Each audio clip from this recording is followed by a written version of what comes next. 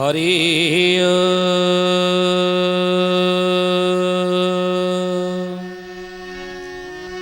ओम भूर्भुवः स्वः तत्सवितुर्वरेण्यं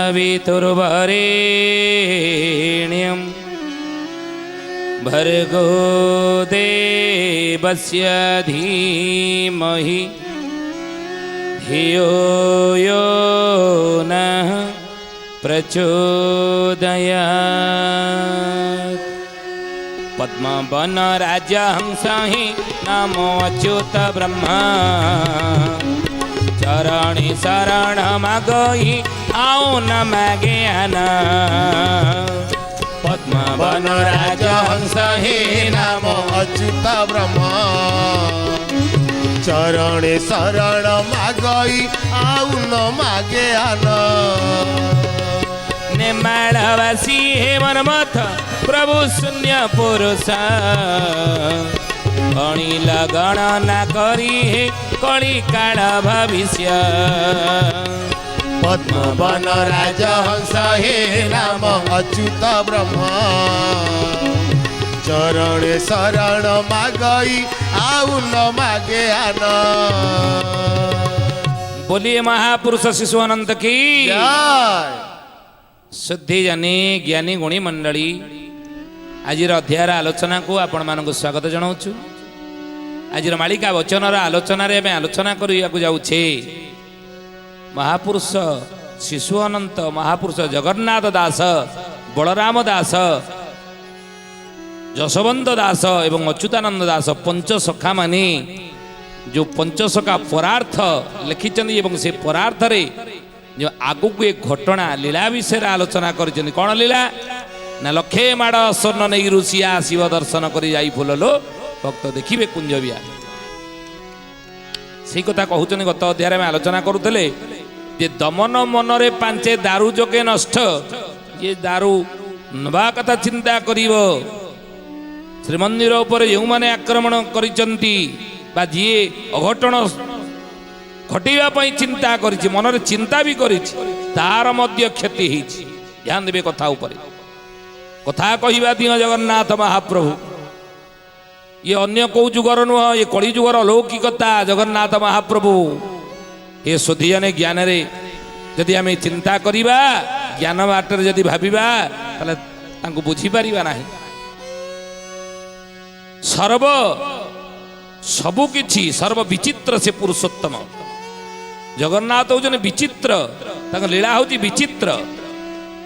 तो महापुरुष कहउचंदी ये कथा जी पांचे दारू जोगे नष्ट जी पांची से नष्ट होई आउ चारि खानी लोके एति हेउचंदी मेंट।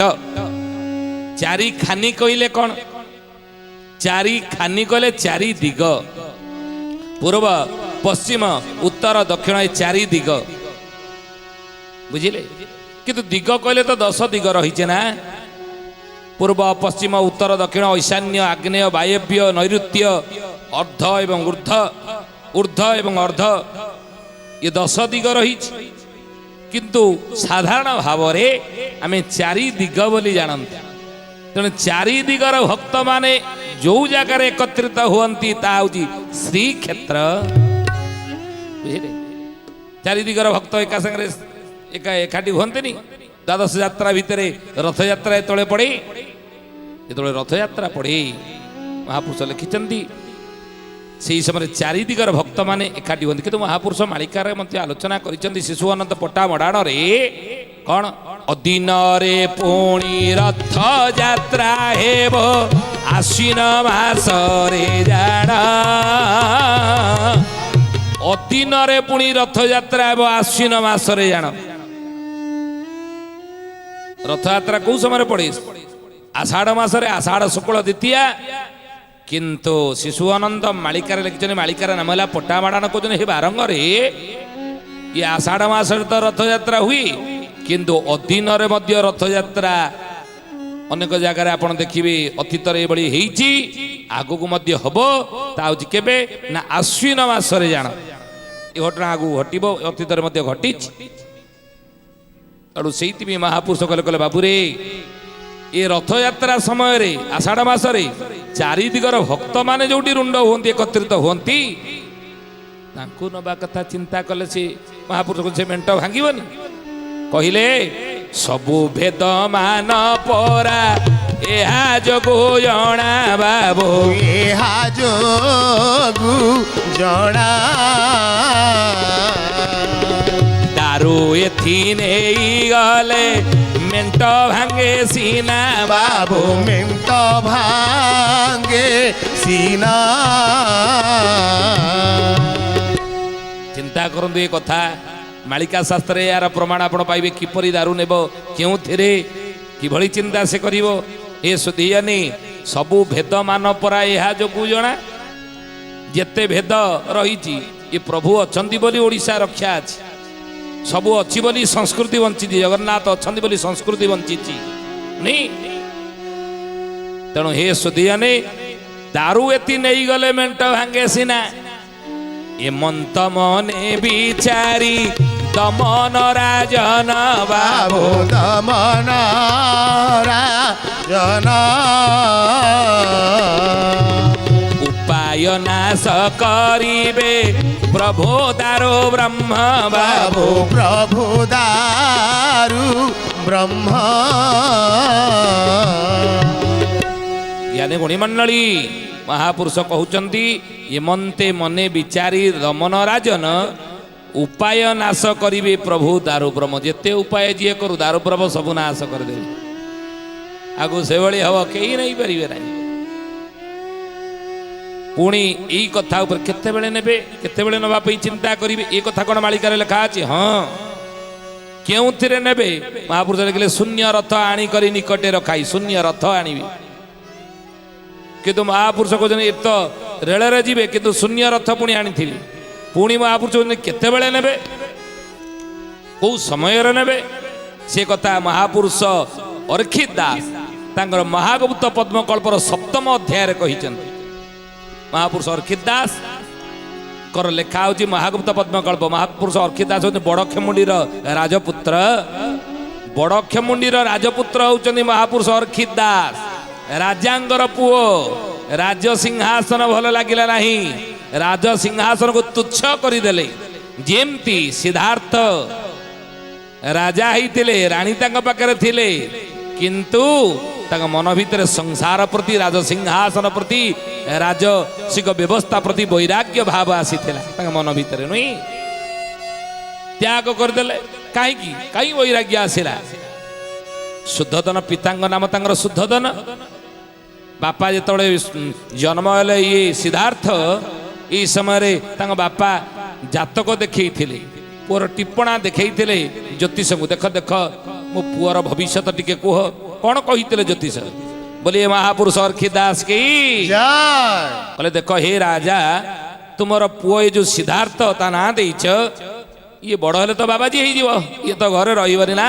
ନା କି କଥା? ମୋ ପରେ ମୋର ଉତ୍ତରାଧିକାରୀ ଭାବରେ ଇଏ ସିଂହାସନ ଆରୋହଣ କରିବ। ସିଂହାସନ ବସିବ ରାଜା ହେଇ ରାଜ୍ୟ ଶାସନ କରିବ। ନା ନାଇଁ ନାଇଁ ତୁମର ଏ ସ୍ୱପ୍ନ ରହିଯିବ। ଏ ସ୍ୱପ୍ନ କେବେ ସାକାର ହେବ ନାହିଁ ହେ ରାଜା ଶୁଦ୍ଧୋଦନ। କାହିଁକି ଏମିତି କହୁଛ? ନା ଇଏ ପୁରା ବାବାଜୀ ହେଇଯିବ। ଇଏ ବାଜି ହେଇଯିବ ଘରେ ରହିବନି ସନ୍ନ୍ୟାସୀ ହେଇଯିବ।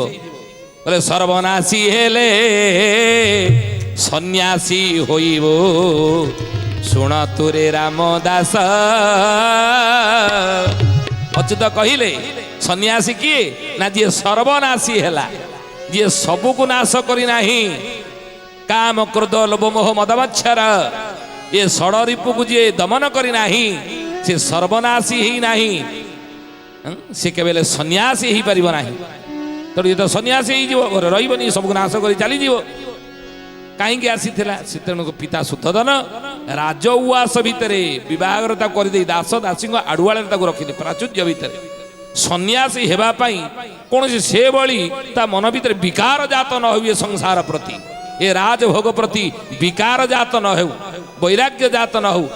କେମିତି ନ ହେବ ତାର ବ୍ୟବସ୍ଥା ଶୁଦ୍ଧୋଦନ କରିଦେଲେ ରାଜା। କିନ୍ତୁ ମନ୍ତ୍ରୀଙ୍କ ସହିତ ଦିନେ ସିଦ୍ଧାର୍ଥ ଚାଲିଗଲେ ବାହାରକୁ। ଦେଖିଥିଲେ ପ୍ରଥମ ଦୃଶ୍ୟ ଯାହାକି ସନ୍ନ୍ୟାସୀ ହେବାର ରାଜ୍ୟ ତ୍ୟାଗ କରିବାର ବା ରାଜସିଂହାସନକୁ ତୁଚ୍ଛ କରିଦେବାର ଯେଉଁଠୁ ସେ ପ୍ରେରଣା ପାଇଥିଲେ ତାହା ଥିଲା କ'ଣ? ନା ପ୍ରଥମେ ଦେଖିଥିଲେ ଜୀବନରେ ଗୋଟିଏ କ'ଣ ଦେଖିଲେ ଗୋଟେ ବୃଦ୍ଧ ପଚାଲେ ମନ୍ତ୍ରୀବର यार चुटी गुड़िक धड़ा धड़ा देखा जाउची केस गुड़िक चम गुड़िक धड़ धड़ होउची जराजीर्ण ये भली अवस्था ये दांत गुड़िक तार नाही ये कौन ହେଇची तार ना हे मणिमा ये जीवनर मनीष जीवनर ये चतुर्थ अवस्था अपराह्न अवस्था शैशव कैशोर यौवन एवं जरा ये चारि अवस्था मनीषर चारि आश्रम भितर चारि अवस्था दे मनीष गति करे यार अपराह्न बयस ये हूँ जराजीर्ण अवस्था तार जरा अवस्था तार ना मु कदिन एभली अवस्था मो जीवन आसब ना हाँ आसब ये बयस आपणकर रही ये सबुदिन ये बयस रही ये जो शरीर आपणकर सुस्थ सबल होपण सुंदर शरीर ये दिन असुंदर हो अवस्था आपणकर आसब दिने अच्छा अच्छा इमिति आसब कि कष्ट पाऊँ से बुढ़ा लोक अच्छा आउ टे आगू चल कि दूर गला पुणी देखिले द्वितीय दृश्य सिद्धार्थ रोगर जड़े कष्ट पाऊँ ना कौन है इदम शरीर शतछन्नी जर्जरम ये शरीर हूँ रोगर घर आहार विहार व्यतिक्रम कर ठीक समय खाद्य खाईनी ठीक समय पानी पीनी ठीक समय शोना ठीक समय ठीक काम करना बोली शरीर तार रोगाक्रांत होती रोग जंत्रणा से छाटीपिटी हो छटपट हो कष्ट दुख पाऊँ ना मोर कौन ये दिन अवस्था आसो मु कौन ये कष्ट पाइबी ना हाँ आप खाद्य पेय जदि असंयमता करेंगे चलनी जदि असंयम करेंगे दिनचर्या जदि आप ठीक रहा हे मणिमा आपण को रोग व्याधि ग्रास कर आगू चल किछि बाट गला परे देखिले चारि जण लोक जन को कांधेकी नौचन हरि नाम सत्य हे राम नाम सत्य कौन ये ना ये जन गोटे सब जाऊँगी चारि जण कांधेकी नौचन कुआड़े ना मशाणी की हर बोली अर्जिछु जेते पदार्थ घट छुटिले तोते बोलिबे भूत रे जहाँ अर्जन कर जाइला ये सबू जाक से छाड़ देछि बोली कि कौन हरि नाम सत्य राम नाम सत्य ये सबू किछि बापा मिछ रे ये घर मिछ कोठा मिछ धन मिछ पिलाछुआ मिछ पिलाछुआ जी कान्हे नजर पड़े घर गाधे पाधे पलि आसबे स्त्री घर दुआर मुह पर्यंत जी सांगे थिला पाखे शुए कान कुए ता कथा कि अन्यता हुए सी मध्य दुआर मुह एरुड़ी बंद डेला ना घर भितर रहा ये सब मिछ केवल हरि नाम सत्य राम नाम सत्य सांगे जाऊँगी मणिमा ये दुनिया चिरंतन सत्य हूँ प्रभु नाम सब संसार मिछ ना ये दिने कौन मोर मृत्यु ना हम हम जात सी ध्रुव मृत्यु मृत्यु हूँ सत्य आसब ना ये भी दुख चल आउटे आगू कि बाट गला जड़े सन्यासी प्रभु नाम उन्मत्त ही प्रभु नाम कीर्तन कर नाचुची आनंद ये कि खुशी यार ये किभली खुशी एते पाई समस्ते दुख रे देखिली सबुठी दुख ये एठी किमिति खुशी एठी किमिति सुख ना ये संसार ये सब किछि छाड़ी केवल प्रभु को धरी सबू को छाड़ी प्रभु को धरी अन्य समस्ते सब प्रभु को छाड़ी संसार धरी तेणु संसार धरी बोली दुख पाऊँ कि संसार को छाड़ी प्रभु को धरिले खुशी पाइबा संसार रे तेणु हे ज्ञानी गुणी मंडल सिद्धार्थ कहले मत ये ओह्लई दियो घोड़ारू तुम्हें पर चली जाओ हे मंत्री वर सेठू चलिले सिद्धार्थ तपस्या कर गले गौतम बुद्ध भगवान 10 अवतार भितर नवम अवतार आसे बुद्ध अवतार तेणु हे ज्ञानी गुणी मंडली शुद्धि जानी महापुरुष से कथा कहले मनीष जीवन रे तपस्यार आवश्यकता रही मनीष जीवन रे तपस्यार आवश्यकता रही छाड़ीदे बड़ खेमुंडीर राजपुत्र अर्खित दास एवं छाड़ी आसी ओलाशुणी पहाड़ जो चंडी बाट घेरी थे माँ चंडी रही ओलाशुणी पहाड़ उपरे एवं चंडी जो परीक्षा नेले काहारू ना अर्खित दास तुम्हें किए आसीज मोर स्थान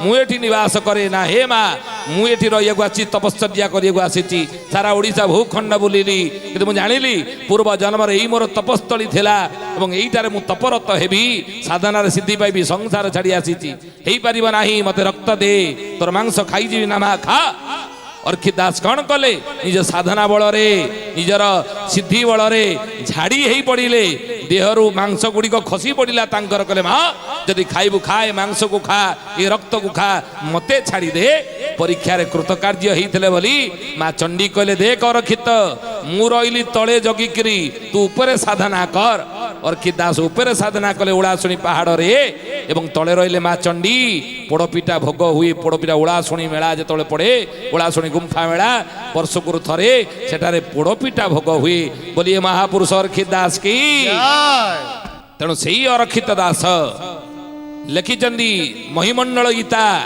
ପିଣ୍ଡ ବ୍ରହ୍ମାଣ୍ଡ ଏକମତ ପିଣ୍ଡକୁ ବ୍ରହ୍ମାଣ୍ଡ ସହିତ ତୁଳନା କରିଛନ୍ତି ବ୍ରହ୍ମାଣ୍ଡକୁ ପିଣ୍ଡରେ ବୁଝେଇଛନ୍ତି ବ୍ରହ୍ମାଣ୍ଡକୁ ଏ ପିଣ୍ଡରେ ବୁଝେଇଛନ୍ତି ମହିମଣ୍ଡଳ ଗୀତା ଲେଖି ତା ଦେହରେ ଏବଂ ତାଙ୍କର ମାଳିକା ହେଉଛି କ'ଣ ନା ମହାଗୁପ୍ତ ପଦ୍ମକଳ୍ପ ଏ ମହାଗୁପ୍ତ ପଦ୍ମକଳ୍ପର ଅର୍କି ଦାସ କ'ଣ କହିଲେ ସମୁଦ୍ରର ଉଠି ବଟି ଲହଡ଼ି ଯେ ଜାଣ ବାବୁ ଲହଡ଼ି ଯେ ଜାଣ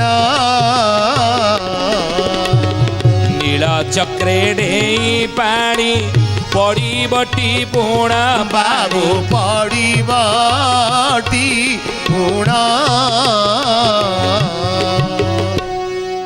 ମହାପୁରୁଷ ଅର୍କି ଦାସ ମହାଗୁପ୍ତ ପଦ୍ମକଳ୍ପରେ କହୁଛନ୍ତି ସମୁଦ୍ରରୁ ଯେତେବେଳେ ଲହଡ଼ି ଉଠିବ କେତେବେଳେ ନା ଯେତେବେଳେ ତିନି ଦିଗୁ ଲଞ୍ଜା ଏକା ବେଳକେ ପଡ଼ିବ ତିନିଟା ଦିଗରୁ ଲଞ୍ଜା ତାରା ଯେତେବେଳେ ଏକା ବେଳେ ସମୁଦ୍ରରେ ପଡ଼ିବ ସେତେବେଳେ ସମୁଦ୍ର ଲହଡ଼ି ଉଠିବ ପ୍ରାୟ ପୁରୀ ଶ୍ରୀମନ୍ଦିର 70 ଭାଗ ବୁଡ଼େଇ ଦେବ ଧ୍ୟାନ ଦେବେ କଥା ଉପରେ ଶ୍ରୀମନ୍ଦିରର 70 ଭାଗ ସମୁଦ୍ର ଜଳରେ ଆଗକୁ ବୁଡ଼ିବ କେତେବେଳେ ନା ଯେତେବେଳେ ଲଞ୍ଜା ନକ୍ଷତ୍ର ତିନି ଦିଗରୁ ପଡ଼ିବ ସମୁଦ୍ର ଗର୍ଭରେ ଏ ଜ୍ଞାନୀ ଗୁଣୀ ମଣ୍ଡଳୀ ମହାପୁରୁଷ କହୁଛନ୍ତି ସେତେବେଳେ 70 ଭାଗ ବୁଡ଼ିଲେ ଶ୍ରୀମନ୍ଦିର ନୀଳ ଚକ୍ରେ ଡେଇଁ ପାଣି ପଡ଼ିବଟି ପୁଣ ନୀଳ ଚକ୍ରରେ ଛିଟିକିରି ଡେଇଁକିରି ପାଣି ପଡ଼ିବ ସମୁଦ୍ର ପାଣି ଆଉ 56ରେ ଢେଉ ପୁଣି ଉଠିଣ ଆସିବ ବାବୁ ଉଠିଣ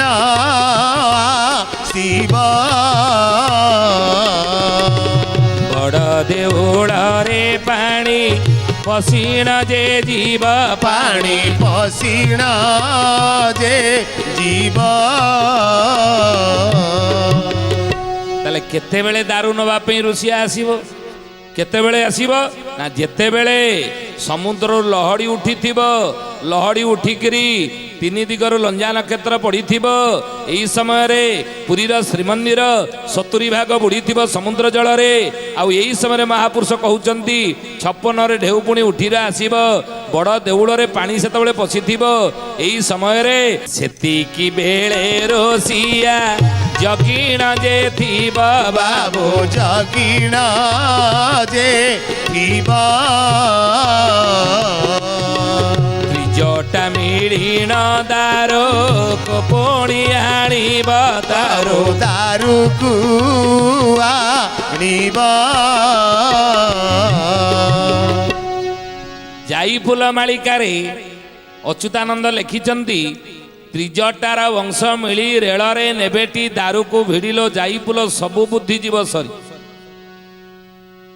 ମହାପୁରୁଷ ଏକଥା ଲେଖିଛନ୍ତି ଶିବକଳ୍ପରେ ମଧ୍ୟ ଲେଖିଛନ୍ତି ବେଲୁଡୁ ହାଟର ଶିଆଳଦା ଠାରେ ଇଞ୍ଜିନ ହୋଇଛି ଥୁଆ ସେକାଳେ ଲବଣ ଉଜାଣି ବହିବ ପଣ୍ଡା ହେବେ କୁଆ ବୁଆ ତେଣୁ ରେଳରେ ଦାରୁକୁ ହରିକି ନେବ କିଏ ନା ତ୍ରିଜଟା କିନ୍ତୁ ଏଠି ଲେଖା ଅଛି କ'ଣ ନା ତ୍ରିଜଟା ନେବ ବୋଲିକି ଶିବକଳ୍ପରେ ବା ଯାଇ ଫୁଲ ମାଳିକାରେ ଅଚ୍ୟୁତ କହିଛନ୍ତି ସେ ତ୍ରିଜଟା କିଏ ଅତୀତରେ ଆମେ ଆଲୋଚନା କରିଛେ ଆପଣ ଅନେକ ଜାଣିଥିବେ ତ୍ରିଜଟା କିଏ ତ୍ରେତୟା ଯୁଗର ତ୍ରିଜଟା ବିଭୀଷଣର ସିଏ ଝିଅ ଏବଂ କଳି ଯୁଗରେ ସିଏ କିଏ ଆପଣ ଅନେକ ଜାଣିଥିବେ ମାଳିକାରେ ଆମେ ଆଲୋଚନା କରିଛୁ ଏ କଥା କିନ୍ତୁ ତ୍ରିଜଟା ନବ ବୋଲି କୁହାଯାଇଥିଲା ଏ ଋଷିଆ କଥା କୁହାଯାଇଛି ହଁ ମହାଗୁପ୍ତ ପଦ୍ମକଳ୍ପରେ ଅର୍କି ଦାସ ଲେଖିଲେ ଅର୍କି ଦାସ କେବେକାର ଏବେକାର 1819 ଖ୍ରୀଷ୍ଟାବ୍ଦ ଭିତରେ ତାଙ୍କର ଜନ୍ମ ନୁହେଁ 1800 ଖ୍ରୀଷ୍ଟାବ୍ଦରେ ଅର୍କି ଦାସଙ୍କର ଜନ୍ମ ତେଣୁ ଏବେକାର ଭାଷା ଯେଉଁ ଲେଖିଛନ୍ତି ମହାଗୁପ୍ତ ପଦ୍ମକଳ୍ପରେ ବର୍ତ୍ତମାନର ଭାଷା ବିନ୍ୟାସ ସେ ସମୟରେ ଭାଷା ବିନ୍ୟାସ ଭିତରେ କିଛି ଫରକ ନଥିଲା ନୁହେଁ এই সময়ের ভাষা বর্তমান সময়ের বিংশ শতাব্দীর ভাষা সে সময়ের অষ্টাদশ শতাব্দীর ভাষা এ বিষয়ে বিশেষ কিছু পার্থক্য না তেমন সেইপাই ইয়ে অর্কি দাসଙ୍କର মহাগুপ্ত পদ্মকল্পর ভাষা নিজ তাঁর ভাষা বলে আমি বুঝিয়া হব তেমন মহাপুরুষ কৌଛନ୍ତି যে ত্রিজটা বংশ নব ঋষিয়া কଣ না ঋষিয়া নব সেতিকি বেলে ঋষিয়া যজ্ঞ যে থিব ত্রিজটা মিলিণ দারুକୁ পুଣି আଣିব ଏ ଋଷିଆ ତ୍ରିଜଟା ଇଏ ମିଳିକିରି ଦାରକୁ ନେବେ ଏ କଥା ମାଳିକାରେ ଆପଣ ଜାଣିଲେ ଅନ୍ୟ କେଉଁଥିରେ ନାହିଁ ତେଣୁ ମହାପୁରୁଷ ପୁଣି କ'ଣ କହିଲେ ରେଳରେ ବସାଇ ଜାଣ ଋଷିଆ ଆଣିବ ବାବୁ ଋଷିଆ ଆଣିବ ବୈରୀରେ ପୁଣି ରେଳ ଇଞ୍ଜିନ ଭାଙ୍ଗିବ ରେଳ ଇଞ୍ଜିନ ଭାଙ୍ଗିବ। ମାଳିକାରେ ଲେଖା ଅଛି ଏ କଥା। ମହାଗୁପ୍ତ ପଦ୍ମକଳ୍ପରେ ଅର୍ଖିତ ଦାସ ଲେଖିଲେ କଣ ନା ବୈରୀ ଷ୍ଟେସନ ହାଡ଼ିଦାସ 1700 ରୁ 1800 ଖ୍ରୀଷ୍ଟାବ୍ଦରେ ଜନ୍ମ ତାଙ୍କର। ଇଂରେଜ ମାନଙ୍କ ସମୟରେ ମଧ୍ୟ ହାଡ଼ିଦାସ ଜୀବିତ ଥିବାର ପ୍ରମାଣ ରହିଛି। ହାଡ଼ିଦାସ ମହାପୁରୁଷ 1700 ରୁ 1800 ଖ୍ରୀଷ୍ଟାବ୍ଦ ଭିତରେ ଯାହାଙ୍କର ଜନ୍ମ ସେ ଇଂରେଜ ମାନଙ୍କର ସମୟ ପର୍ଯ୍ୟନ୍ତ ମଧ୍ୟ ସେ ଜୀବିତ ଥିଲେ। ଅଚ୍ୟୁତାନନ୍ଦ ମହାପୁରୁଷ 120 ବର୍ଷ ଜୀବିତ ଥିଲେ, 120 ବର୍ଷ ବଞ୍ଚିଥିଲେ। ଅର୍ଖିତ ଦାସ ସେଇଭଳି ଇଂରେଜ ମାନଙ୍କ ସମୟ ପର୍ଯ୍ୟନ୍ତ ମଧ୍ୟ ଜୀବିତ ଥିଲେ। ଯଦି ଥିଲେ ମାଳିକାରେ ବହୁବାର ବୈରୀ ଶବ୍ଦ ଉପଯୋଗ ହୋଇଛି, ବୈରୀ ଷ୍ଟେସନ। କାହିଁକି ନା ଆପଣମାନେ କହିପାରନ୍ତି ଯେ ଇଏ ବୈରୀ ନାଁ ଲେଖା ସେତେବେଳେ ତ ବୈରୀ ନଥିଲା, ଷ୍ଟେସନ ଶବ୍ଦ କୋଉଠୁ ହେଲା? ହଁ, ଇଂରେଜ ମାନଙ୍କ ସମୟ ପର୍ଯ୍ୟନ୍ତ ଯଦି ଏମାନେ ଜୀବିତ ଥିଲେ ସେ ସମୟରେ ଯଦି ୟାକୁ ଲେଖିଥିବେ ତାହେଲେ ଷ୍ଟେସନ ଶବ୍ଦର ଉପଯୋଗ କରିବା ଯଥାର୍ଥ ରହିଛି। ଅସୁବିଧା କ'ଣ ରହିଲା? ଏ ଜ୍ଞାନୀ ଗୁଣୀ ମଣ୍ଡଳୀ ଶ୍ରଦ୍ଧେୟନେ, ଆସନ୍ତା ଅଧ୍ୟାୟରେ ଏ ବିଷୟ ଆମେ ଆଲୋଚନା କରିବା। କେମିତି ସେ ନେବ, କ'ଣ କରିବ, ନେବା ପାଇଁ କ'ଣ ଯୋଜନା କରିବ, କେମିତି ତାଙ୍କର ବୁଦ୍ଧି ବଳ ସବୁ ପଣ୍ଡ ହେଇଯିବ, ପ୍ରଭୁ କେମିତି ପଣ୍ଡ କରିବେ, କେମିତି ମାୟା ରଚିବେ ପ୍ରଭୁ, ସେମାନଙ୍କର ଏ ଯୋଜନା କେମିତି ନିଷ୍ଫଳ ହେଇଯିବ, ଆସନ୍ତା ଅଧ୍ୟାୟରେ ଆମେ ଆଲୋଚନା କରିବା। ଆତ ସମୟ ହେଇଛି ବାଣିକି ବିରାମ ଦେବା ପ୍ରଭୁଙ୍କର ନାମ ନେଇ। ତା ପୂର୍ବରୁ ଜଣେ ଭକ୍ତର ନାଁ କହିବା। କିଏ ସେ ଭକ୍ତ, କ'ଣ ତାର ନାଁ, କୋଉଠି ତାର ଜନ୍ମ? ବୋଲେ ନୟାଗଡ଼ରେ ଦୀନ ବନ୍ଧୁ ମୋରା ନିଜ କୋଳରେ ଜନମ ତାର। ନିଜ କୋଳରେ ଜନମ ତାହାର। ନିଜ କୋଳରେ ଜନମ ତାହାର। ନୟାଗଡ଼ ଜିଲ୍ଲା, ସେ ନୟାଗଡ଼ରେ ଦୀନବନ୍ଧୁ ନାମରେ ଜଣେ ଭକ୍ତ ଦ୍ୱିଜ କୂଳ କଲେ ବ୍ରାହ୍ମଣ କୋଳରେ ଜନ୍ମ ହେଇଥିବ ବୋଲି ଅଚ୍ୟୁତାନନ୍ଦ ମହାପୁରୁଷ ମାଳିକାରେ ଭକ୍ତ ତାଲିକାରେ ଆକୁ ଲେଖିଛନ୍ତି। ଆପଣମାନେ ଟିପି ରଖନ୍ତୁ। ହେ ଜ୍ଞାନୀ ଗୁଣୀ ମଣ୍ଡଳୀ, ପରେ ଠାବ କରିବେ। ଆତ ସମୟ ହେଇଛି ବାଣିକି ବିରାମ ଦେବା। ପୁଣି ଆସନ୍ତା ଅଧ୍ୟାୟରେ ଭେଟ ହେବା ପ୍ରଭୁ ନାମ ନେଇ। बोला हरि बोला हरि बोला बोला हरि हरि बोला हरि बोला हरि बोला बोला हरि हरि जय जगन्नाथ आदि कन्ना मदन मुरारी जय जगन्नाथ आदि कन्ना मदन मुरारी बोला हरि बोला हरि बोला बोला हरि हरि बोला हरि बोला हरि बोला बोला हरि हरि। सुधियानी ज्ञानी गुणी मंडली आज विदाय दियंतु। पुणी आसंता अध्याय भेट हवा रहुचु। हरि ओम शांति ही शांति ही शांति ही सर्वारिष्ट सुशांति भवतु।